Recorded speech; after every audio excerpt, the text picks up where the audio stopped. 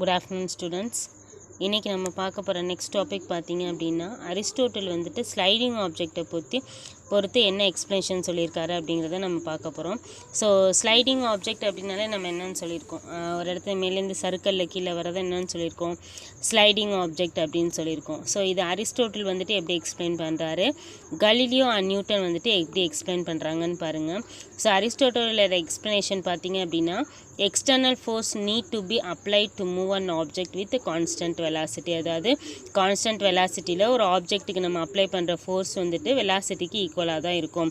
அப்போனா net force is equal to external force அப்படின்னு சொன்னது அரிஸ்டோட்டிலோடது. இதே கலீலியோ என்ன சொல்கிறாங்கன்னு பார்த்தீங்க அப்படின்னா there is zero net force on the object when it moves with constant velocity. ஆப்ஜெக்டை பொறுத்த வரைக்கும் நெட் ஃபோர்ஸ் வந்துட்டு ஜீரோவாக தான் இருக்கும். இதில் என்ன ஃபோர்ஸ் ஆக்ட் ஆகுதுன்னு சொல்கிறாரு அப்படின்னா ஃப்ரிக்ஷனல் ஃபோர்ஸ். அப்போ டோட்டலாக நெட் ஃபோர்ஸ் அவர் என்னன்னு சொல்லிட்டாரு, ஜீரோன்னு சொல்லிட்டார். ஸோ இதுதான் ஸ்லைடிங் ஆப்ஜெக்டை பற்றின ரெண்டு பேர்த்தோட எக்ஸ்ப்ளனேஷன். ஸோ நெக்ஸ்ட்டு பார்க்க போகிறது என்னென்னு பார்த்தீங்கன்னா நியூட்டன்ஸோட third law. So Newton's third law நம்ம ஆல்ரெடி நிறைய இடத்துல பார்த்துருப்போம். For every action there is an equal and opposite reaction. So எந்த ஒரு ஆக்ஷனாக இருந்தாலும் கண்டிப்பாக அதுக்கு ஒரு ஆப்போசிட் ரியாக்ஷன் இருக்கும் அப்படிங்கிறது தான் இதோட கான்செப்ட். ஸோ இதை நமக்கு எப்படி எக்ஸ்பிளைன் பண்ணியிருப்பாங்கன்னா ஒரு ஆப்ஜெக்ட் எடுத்துகிட்டு நம்ம அந்த ஆப்ஜெக்ட்டுக்கு வந்துட்டு ஃபோர்ஸ் அப்ளை பண்ணோம் அப்படின்னா அது வந்துட்டு equal and opposite to the another ஃபோர்ஸாக இருக்கும். ஸோ அப்போது f(1) ஈக்குவல் டு -f(2) அப்படின்னு சொல்லிட்டு இங்கே ப்ரூவ் பண்ணியிருக்கோம். ஸோ இதில் ரெண்டு விதமான ஃபோர்ஸ் பார்க்கலாம். ஒன்று பார்த்தீங்க அப்படின்னா ஆக்ஷன் ஃபோர்ஸ், இன்னொன்று பார்த்தீங்கன்னா reaction force. So Newton's law third லாவை பொறுத்த வரைக்கும் ரெண்டு ஃப்ரேம்ஸ் அப்ளிகபிள். ஒன்று இனர்ஷியல் ஃப்ரேம், இன்னொன்று பார்த்தீங்கன்னா நான் இனர்ஷியல் ஃப்ரேம். இந்த ஆக்ஷன் ரியாக்ஷன் ஃபோர்ஸஸ் வந்துட்டு நம்ம என்ன ஃபோர்ஸுன்னு சொல்லலான்னு பார்த்தீங்கன்னா காஸ் அண்ட் எஃபெக்ட் ஃபோர்ஸஸ் அப்படின்னு சொல்லிட்டு சொல்லலாம்.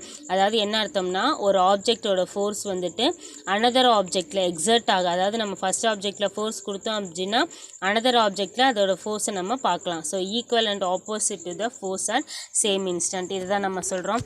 ஸோ எக்ஸாம்பிளுக்கு பார்த்தீங்க அப்படின்னா ஒரு 3 விஷயம் சொல்லியிருப்பாங்க. ஸோ ஃபஸ்ட்டு பாயிண்ட் பார்த்தீங்க அப்படின்னாக்கா ஒரு ஹேமர் எடுத்து, அதாவது ஒரு சுத்தியில் எடுத்துகிட்டு ஒரு ஆணியை நம்ம அடிக்கும் போது ஃபோர்ஸ் வந்துட்டு எங்கே கொடுக்குறோம், ஆப்ஜெக்ட் 1ல் கொடுக்குறோம். பட் ஆனால் நடக்கிறது எங்கே நடக்குது, ஆப்ஜெக்ட் 2ல் ஆப்போசிட் ரியாக்ஷனில் அதோட ஃபோர்ஸ் நடக்கும். ஸோ பாருங்கள், ஸோ ஹேமரோட நெயில் அது எக்ஸர்ட் ஆகுறது வந்துட்டு f(1)ல். அதே மாதிரி அடுத்த பார்த்தீங்க அப்படின்னாக்கா பவுன்சிங் ஆஃப் த வால், அதாவது ஒரு வாலில் வந்துட்டு நம்ம பாலை கிக் பண்ணோம் அப்படின்னா ஸோ ஈக்குவல், அதே வெளியில் வந்துருச்சு அப்படின்னா அன்ஈக்குவல் ஃபோர்ஸஸ். அதே மாதிரி பார்த்தீங்க அப்படின்னா walking the floor with friction. So நடக்கிறத வந்துட்டு சொல்லியிருக்காங்க. ஸோ எப்படி நடக்கிறோம் அப்படின்னா ரெண்டு விதமான ஃபோர்ஸ். ஆக்ஷனில் பார்த்தீங்க அப்படின்னா force exerted by the feet on the ground, அதாவது நம்மளோட கிரவுண்டில் வந்துட்டு நம்மளோட ஃபீட் பாதம் படுறது தான் ஆக்ஷன் ஃபோர்ஸ். ஸோ அது மூலயமா ரியாக்ஷன் என்னன்னு பார்த்தீங்க அப்படின்னா இடத்துலேருந்து நமக்கு ஃபோர்ஸ் கொடுத்து திருப்பி நம்ம அந்த கால் எடுத்து முன்னாடி வைக்கிறது தான் ரியாக்ஷன் ஃபோர்ஸ் அப்படின்னு சொல்லிட்டு சொல்லியிருக்காங்க. ஸோ அடுத்து நம்ம பார்க்க போகிறது டிஸ்கஷன் ஆன் நியூட்டன்ஸ் 3 லாஸ். அதான் நம்ம நியூட்டன்ஸோட 3 லா பார்த்தாச்சு. ஸோ அது 3 எல்லாத்தையும் சேர்த்து ஒரு டிஸ்கஷன் பார்க்க போகிறோம். மொத்தம் ஒரு 7 பாயிண்ட்ஸ் இருக்கும். ஸோ அதை பாருங்கள், அதில் ஒரு 5 கேசஸ் இருக்குது. ஸோ மொத்தமாகவே இன்றைக்கி பார்த்துடலாம். ஓரலாகவே சொல்கிறேன், சும்மா சிம்பிளான பாயிண்ட்ஸ் தான் எல்லாமே. ஸோ ஃபஸ்ட் பாயிண்ட் பார்த்தீங்க அப்படின்னா நியூட்டன்ஸ் லா அப்படிங்கிறது வெக்டார் லாவோட சேர்ந்தது தான். ஸோ இதை எப்படி நம்ம ப்ரூவ் பண்ணலான்னு பார்த்தீங்கன்னா F = ma, அதாவது மாஸ் இன்ட்டு ஆக்சலேஷன். நியூட்டன் செகண்டில் நம்ம அதானே படிக்கிறோம். ஸோ இது 3 ஸ்கேலார் ஈக்குவேஷனை நம்ம ப்ரூவ் பண்ணலாம். ஸோ என்ன மாதிரின்னு பார்த்தீங்க அப்படின்னா f(x) plus f(yj) plus f(zk) = max, may and mazk. So இதை வந்துட்டு 3 ஸ்கேலார் ஈக்குவேஷன் நம்ம கன்சிடர் பண்ணுறோம். அப்போ எக்ஸோட ஆக்சலரேஷன் வந்துட்டு எதை டிபெண்ட் பண்ணியிருக்கு அப்படின்னா எக்ஸோட டைரக்ஷன். அதே ஒய்யோட ஆக்சலரேஷன் ஒய்யோட டைரக்ஷன் அண்ட் இசட்டோட டைரக்ஷன் ஆக்சலரேஷன் வந்துட்டு இசட்டோட டைரக்ஷனில் இருக்கும்.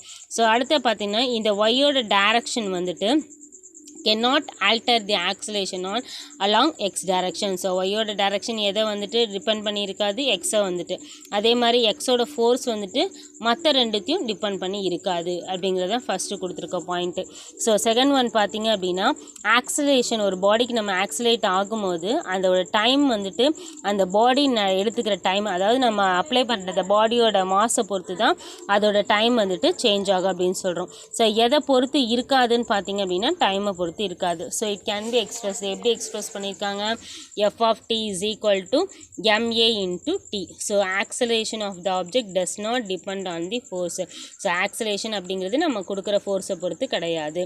ஸோ எக்ஸாம்பிளில் என்ன சொல்லியிருக்காங்கன்னு பார்த்தீங்கன்னா, ஒரு ஸ்பின் பவுலர் எடுத்துக்கிறோம், இல்லைனா ஃபாஸ்ட் பவுலர், நம்ம கிரிக்கெட்லாம் பார்த்துருப்போம். ஸோ ஒரு ஃபாஸ்ட் பவுலர் எடுத்து பேட்ஸ்மேன் வந்துட்டு அந்த பாலை த்ரோ பண்ணும்போது, so ball leaves the hand of the bowler.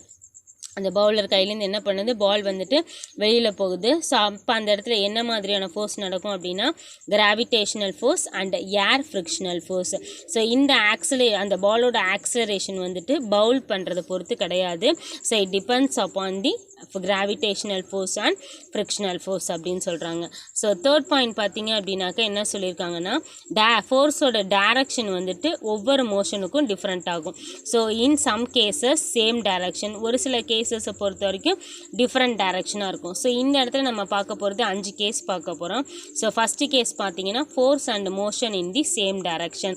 So ஃபோர்ஸும் மோஷனும் சேம் டைரக்ஷனில் இருந்தால் எப்படி இருக்கும். ஸோ அதுக்கு எக்ஸாம்பிள் என்ன சொல்லியிருக்கோம், நியூட்டனோடதே நம்ம எடுத்துக்கலாமா. ஸோ ஆப்பிள் வந்துட்டு என்ன பண்ணுது, டுவர்ட்ஸ் த எர்த்தை நோக்கி ஒரு பர்டிகுலர் டைரக்ஷனில் மேலேருந்து கீழே விழுது. ஸோ அது எப்படி இருக்கும், சேம் டவுன்வர்ட் டைரக்ஷனாக இருக்கும். ஸோ மேலேருந்து என்ன பண்ணுது, கீழே தான் விழுது. ஸோ சேம் ஃபோர்ஸ், ஆக்சலரேஷனும் ஈக்குவலாக தான் இருக்குது. அதே மாதிரி அடுத்த பாருங்கள், force and motion not in the same direction. ஃபோர்ஸும் மோஷன் எப்படி இல்லை, சேம் டைரக்ஷனில் இல்லை. ஸோ என்ன எக்ஸாம்பிள் எடுத்துக்கிறாங்கன்னு பார்த்தீங்கன்னா, மூன் வந்துட்டு ஃபோர்ஸ் எடுத்துக்கிறதுனால தான் எர்த்தை வந்துட்டு என்ன பண்ணுதுன்னு சொல்கிறோம், சுற்றி வருதுன்னு சொல்கிறோம். ஸோ அப்படி சுற்றி வருது வந்துட்டு டிஃப்ரெண்ட் ஃபோர்ஸஸாக டிஃப்ரெண்ட் டைரக்ஷனில் தான் அது சுற்றி வரும். ஸோ அப்போ என்ன சொல்லியிருக்கோம், same direction not in the same direction. So same டைரக்ஷனில் இருக்காது, டிஃப்ரெண்ட் டைரக்ஷனில் தான் இருக்கும் அப்படிங்கிறதுக்கு இது எக்ஸாம்பிள்.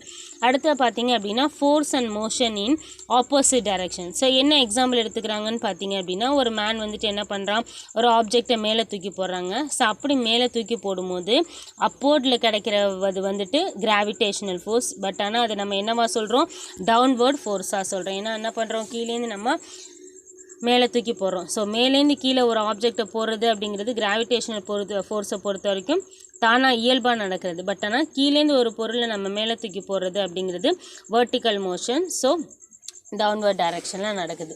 ஸோ கேஸ் 4 பார்த்தீங்க அப்படின்னாக்க zero net force but there is in motion. So net force பொறுத்த வரைக்கும் என்னன்னு சொல்கிறோம், ஜீரோன்னு சொல்கிறோம். பட் ஆனால் எப்படி இருக்கும், மோஷனில் தான் இருக்கும். ஸோ என்ன எக்ஸாம்பிள் எடுத்துக்கிறாங்கன்னா, ஒரு ரெயின் ட்ராப் வந்துட்டு க்ளவுட்ஸ்லேருந்து வெளியில் வருது. ஸோ டவுன்வர்ட் கிராவிடேஷனல் ஃபோர்ஸ் நடக்குது. அதே சமயம் அப்வர்ட் ஏர் ட்ராக் ஃபோர்ஸ். ஏர் ட்ராக் அப்படின்னு என்ன அர்த்தம், அந்த காற்று வந்துட்டு அதை என்ன பண்ணுது, இழுத்துட்டு வந்து கீழே கிராவிடேஷனல் ஃபோர்ஸில் கொடுக்குதுன்னு அர்த்தம். அப்போது டுவர்ட்ஸ் த எர்த்து வந்துட்டு அப்போர்ட் ஏர் ட்ராக் ஃபோர்ஸ் வந்துட்டு இன்க்ரீஸ் ஆகும்.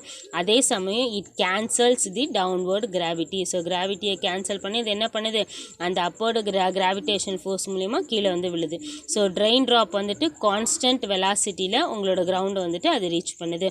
ஸோ ரெயின் ட்ராப் அப்போ வந்துட்டு என்ன பண்ணுது, net force zero acceleration with zero net terminal velocity. So இதான் சொல்லியிருக்காங்க. ஸோ அடுத்து பார்த்தீங்க அப்படின்னா, அதிலே இந்த ஃபோர்ஸ் வந்து டிஃப்ரெண்ட் டைப்ஸாக பிரிச்சிருப்பாங்க. மல்டிபிள் ஃபோர்ஸஸ் எப்படி பார்க்கலாம், F1 F2 F3 F of n same body. But ஆனால் டோட்டல் ஃபோர்ஸ் வந்துட்டு இண்டிவிஜுவல் ஃபோர்ஸ்க்கு ஈக்குவலாக இருக்கும். So F of net is equal to F1 plus F2 plus F3 extra up to F of n. So அப்போ எப்படி எழுதலாம், F of net is equal to M into A. So அப்போ direction of acceleration in the direction of net force. ஆக்சலரேஷனோட டைரக்ஷனும் net ஃபோர்ஸோட டைரக்ஷன் எப்படி இருக்கும், ஈக்குவலாக தான் இருக்குங்கிறாங்க. ஸோ நெக்ஸ்ட் ஒன் பாருங்கள், நியூட்டன் செகண்ட் லா வந்துட்டு நம்ம என்ன பண்ணியிருக்கோம், ஆக்சலரேஷனை ஈக்குவல் பண்ணியிருக்கோம். அப்போது acceleration is the second derivative of the position vector. So அப்போது A is equal to D R by டிடினா இது நம்ம செகண்ட் லெசன்லேயே படிச்சிருக்கோம். அப்போ A is equal to once again ஆக்சலரேஷன்னா D squared R by D T squared. அப்போ F is equal to M into ஏக்கு பதிலாக என்ன போடுறோம், D squared R by D T squared போடுறோம். ஓகே. ஸோ அதே மாதிரி அடுத்த பாயிண்ட் பாருங்கள். So we can further Newton's second law is basically second differential equation. So அப்போ இது வந்துட்டு என்னவா எடுத்துக்கிறோம், நம்ம செகண்ட் டிஃப்ரென்ஷியல் ஈக்குவேஷனாக எடுத்துக்கிறோம். இதோட செகண்ட் டெரிவேட்டிவ் பொறுத்த வரைக்கும் 0 கிடையாது, but acting on the body. So அதே மாதிரி அடுத்து பாருங்கள், அந்த பாடியில் ஃபோர்ஸ் ஆக்ட் ஆகலை அப்படின்னா மொத்தமாக நியூட்டன் செகண்டில் வந்துட்டு என்னவாக இருக்கும், 0வாக தான் இருக்கும். இட் இம்ப்ளைஸ் விங்கிறது வந்துட்டு constant, Newton's first law. It implies second law is consistent with the first லா. அதாவது செகண்ட் லாவும் ஃபர்ஸ்ட் லாவும் வந்துட்டு ஒன்னோட ஒன்று என்னவாக இருக்கும் அப்படின்னாக்க இண்டிபெண்ட் லாஸாக தான் இருக்கும். ஸோ நியூட்டன் செகண்ட் லா அப்படிங்கிறது காஸ் அண்ட் எஃபெக்ட் ரிலேஷன் சொல்கிறோம். ஸோ அதில் நம்ம அப்ளை பண்ணுற ஃபோர்ஸை காசாக எடுத்துக்கிறோம், அதில் கிடைக்கிற எஃபெக்டை ஆக்சலரேஷனாக எடுத்துக்கிறோம். ஸோ அப்போ ma vector is equal to F vector. So இதுதான் நியூட்டன் சொன்னது. ஸோ நியூட்டன் லாவை பொறுத்துன ஒரு சில விஷயங்களை நம்ம இன்றைக்கி பார்த்துருக்கோம். ஸோ எதாவது டவுட் இருந்துச்சுன்னா கேளுங்க. ஜஸ்ட் இதை மட்டும் அண்டர்லைன் பண்ணிக்கிட்டால் போதும், தெரிஞ்சுக்கிறதுக்கு தான் இதெல்லாம் வந்துட்டு கொஸ்டின்ஸ் கிடையாது. ஸோ பார்த்துக்கோங்க. தேங்க்யூப்பா.